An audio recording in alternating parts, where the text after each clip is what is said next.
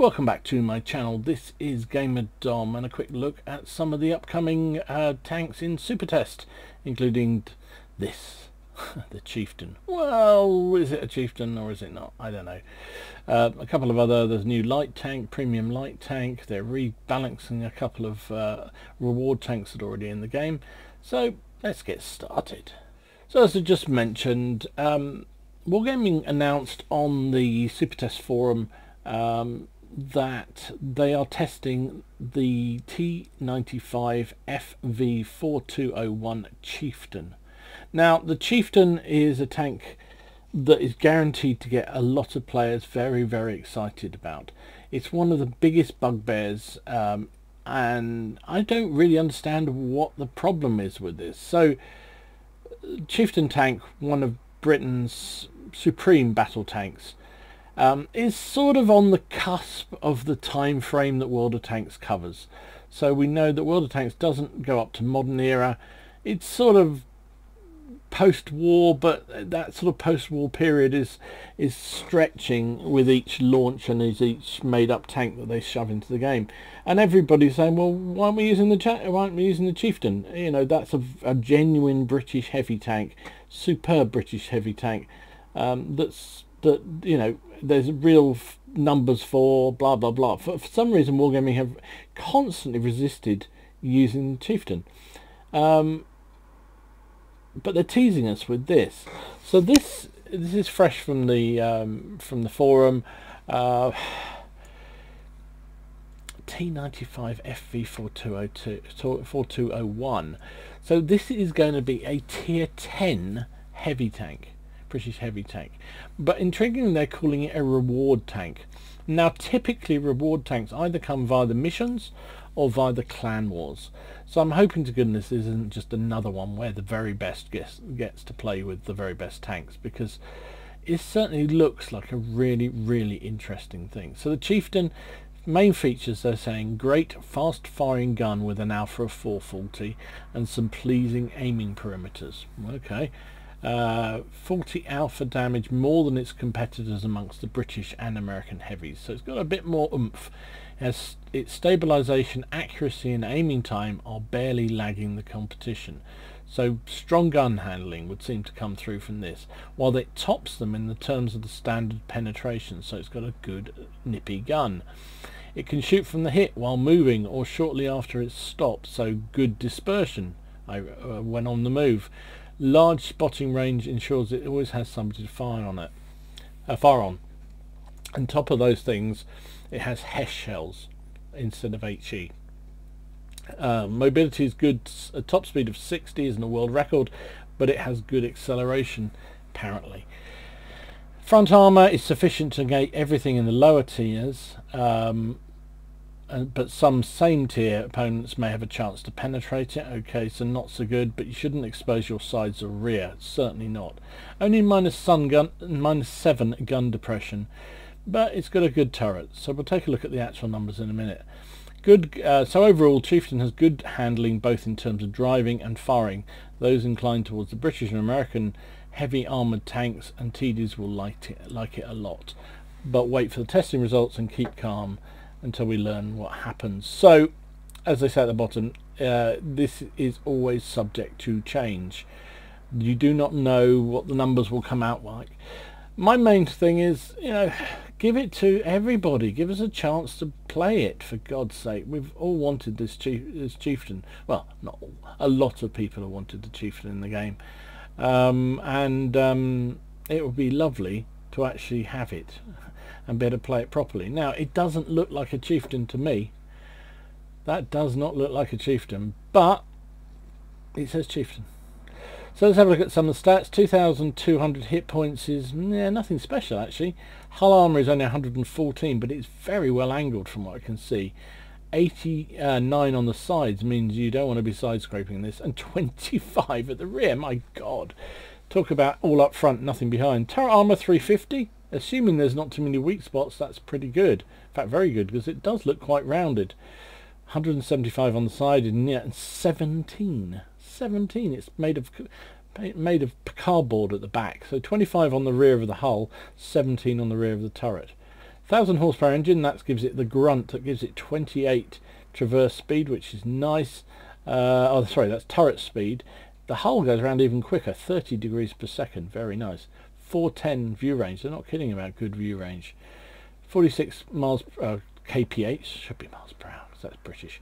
16.7 power ratio, so it has some grunt, that 1,000 horsepower engine, giving it 16 power ratio and a 46 top speed. It will get to that top speed pretty quickly. So the gun on it, 270 standard penetration, only 310 with premium, and 140 with that Hesh round. 440, as we heard, average damage, and 530 with the Hesh round. Dispersion of 0.35 is very good for a heavy gun, and 2.1 aim time is pretty good. Reload time 10.5 seconds, and gun depression of -7. So kind of interesting. If we got any more pictures, yeah, there we go. I mean, okay, they haven't modelled all this, but it doesn't look like a chieftain. That really doesn't look like a chieftain. This cardboard, this is the cardboard here, you can see. They put some Lego bricks just to sort of reinforce it, but that's cardboard. And this is cardboard here with a bit of extra Amazon packaging up the backside. There you go. That is, well, allegedly a chieftain. What do you reckon? I mean, the gun handling sounds outstanding. It sounds more like a TD than a heavy tank, because you're only going to be able to keep your front forward. You can't allow anything to get around behind you. So you're going to be sitting at the back sniping with this thing. But then the gun handling sounds like it can handle that. So, I don't know. What do you reckon, guys? Welcome to see a chieftain or not? I'd like to see a proper chieftain. Why can't we see one of these? Now that's a chieftain, boys. And you can see there's a certain, if you remove the side skirts off the one we just saw, and these boxes and everything here, there's a certain similarity, and one hopes they're just going to model it up, make it look like this, because that is a thing of beauty, and that's what a chieftain looks like, and that's what we should have in the game. What do you reckon? So next up on the super test, a new German light tank. What is this obsession with Wargaming launching multiple versions of the same types of tanks? I mean, there's already a tier 8 German premium light tank in the game, the Girlfriend, the Black Dog, and they're going to put another one out? I mean, when the British haven't even got a light tank line yet, and yet they had light tanks in reality. I don't get it. Anyway, this is the Hawk 30. This is a new super test vehicle, tier 8 premium light tank German. Apparently has Mexican roots. Maybe they have a big audience in Mexico and they reckon that will help. It was a joint project by the Mexican Secretary of National Defense and a German tank maker, much like the Hawk 12, which is already in the game. Didn't know that. Okay. It will fill in the gap between the RU-251 and the Hawk 12, being a mobile vehicle with excellent spotting range and comfortable firing parameters. The speed of the basic round should be singled out, a whopping 1080 meters per second, that is, isn't it? So very, very rapid shell, which means you have to lead the shot very, very little. With a high velocity shell, it hits the target much quicker than a lower one, and therefore you don't need to aim in as far in advance of a moving target. As you might guess, the Hawk 30 has no armour to speak of. Well, it's a light tank and possesses a modest hit pool, but it's a light tank after all, brave and unassuming, or crafty depending on the circumstances. Yeah, right, whatever. Good luck being crafty on some of the maps you give us, Wargaming. The Hawk 30 worked well at mid to long range scout due to its spotting and camo combinations. You don't know what the camo is, but one assumes with no armour and what they're saying here, the camo is going to be good, and with outstanding mobility. You may deal some damage too, especially from the hill's back slope. The gun depression allows for it. The lack of armour sort of hints that you should retreat from enemy fire. To sum up, the Hawk is your typical German light tank. It survives by being agile and not approaching the front line, and may occasionally bite some hit points off some enemy, most likely by sniping. So, excuse me, croak in the throat. Here we go, this is it. 1100 hit points, 25 armour, 28 on the hull, 20, 20, 20 on the turret, so garbage. 900 horsepower engine, turret traverse of 42 degrees per second, hull traverse of 50 degrees per second is all very nice indeed. 400 view range is excellent at tier 8. 70 top speed is also excellent. 32 power ratio, wow, it's going to be quick. Penetration 178 with standard rounds, 250 with premium, 105 with HE. So it's got that sort of high penetration HE round that the RU251 has, also the Black Dog has, so that's useful. 240 average damage with the standard rounds, and the premium rounds 320 with that special HE. 0.37 dispersion is actually very good for a light tank. An aim time of 2 is also not bad. Reload time of 8 seconds, so that's slow. Takes a while to load the gun, but it's quite good when it fires. -10 gun depression is also very nice. Let's have a look at some of the other pictures. Does look like an RU251 basically. I can see the design team have been working really hard at World of Tanks towers, and they've just said RU251, we'll just copy that basically. There you go. What do you reckon? Tier 8 German premium light tank. It looks pretty good stats wise. Do we need one? I don't think so, but hey, Wargaming desperate for us to spend money, so I think this avalanche of premium tanks will continue for some time. Anyway, let me know what you think down below, as ever. So next up on the Super Test forum, and bear in mind all these stats are going to be subject to change, same with the previous 2 tanks and certainly with these 2. This is work in progress, but interesting to see the way World of Tanks is thinking, and indeed some of the premiums never actually see the light of day. There's been a number that we've talked about on this channel and other people have talked about have never seen. But anyway, 2 tanks that are in the game right now and are being super tested because they really don't perform as well as they should. Both reward tanks from the last set of missions. I find it slightly odd. The Object 260, which is the Russian tier 10 reward tank that you got through the missions, I always thought that was a good tank. I haven't got it, so maybe that's why I think that. But apparently it is underperforming, so they're looking to boost it a bit.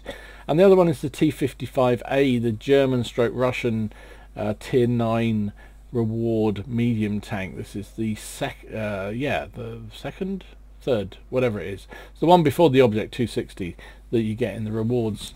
I've got this. I cannot buy a win in it, but given the fact the T-54, the Soviet tier 9 medium tank, has been boosted in game, and yet the T-55A is basically a East German version of the T-54. Everyone's sort of going, well, hang on a minute, why is this so different? They're basically the same tank, and yet the stats were way worse on the 55A. So Wargaming are looking at this. They're saying 55A will receive, well, they're looking at giving it improved turret armor close to the one on the T-54 after the HD update. The gun will gain in firepower and its parameters, so its handling, and tank mobility will also increase, which is good because it is sluggish.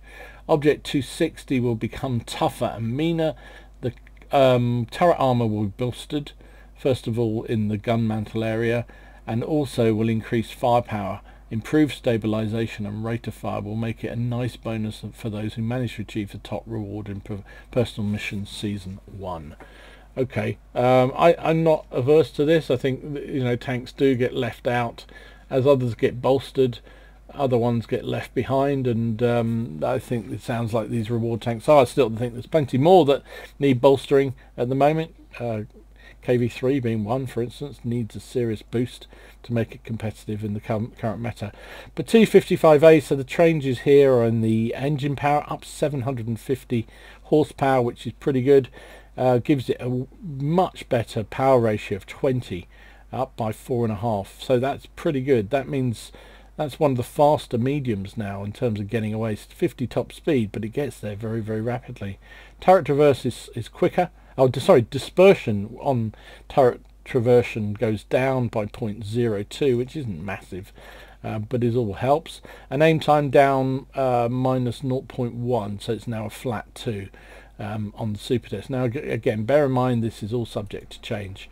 This is all up in the air. Armor wise, a number of bits of bolstering of the turret armor, which I think is needed, especially with the new big guns out there. You know, a tier 9 should be able to compete at least reasonably well against other tier 9s, and this one doesn't seem to have done. I mean, look at this armor here on the side, 354 on the side cheek. Wow. 301 on this machine gun. The gun mantle here still pretty weak, 240, but way better than the 200 it previously was. The commander's hatch is still a weak spot, 157, but up from 149, and this other side here is still 350. So yeah, good bit of bolstering there for the armor. This is the object. As discussed, chassis and rotation dispersion down by 0.02, so basically means your radical doesn't get as big, doesn't bloom as much when you move or when you turret traverse. So that's good when you're playing a sort of snipey or sort of jump out and shoot type role, which this sort of tank can do quite well, I believe.